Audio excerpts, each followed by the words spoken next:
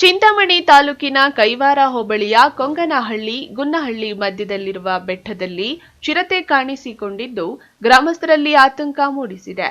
ಸಂಜೆ 5 ಗಂಟೆ ಸುಮಾರಿಗೆ ಕೊಂಗನಹಳ್ಳಿ ಬೆಟ್ಟದಲ್ಲಿ ಚಿರತೆ ಇರುವುದನ್ನು ಪತ್ತೆ ಮಾಡಲು ಕೊಂಗನಹಳ್ಳಿ ಗ್ರಾಮ ಪಂಚಾಯಿತಿ ಸದಸ್ಯ ಮುನಿಸ್ವಾಮಿ ರೆಡ್ಡಿ ಡ್ರೋನ್ ಮೂಲಕ ಚಿತ್ರೀಕರಣ ಮಾಡಿ ಖಚಿತಪಡಿಸಿಕೊಂಡಿದ್ದಾರೆ.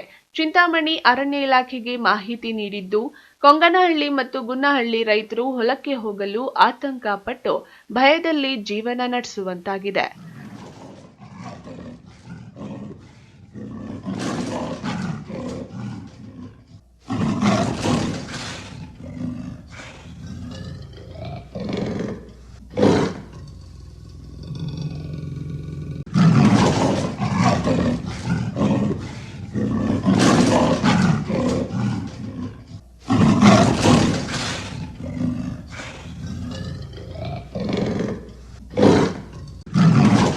Aslam Pasha, MM TV news, Chintamani.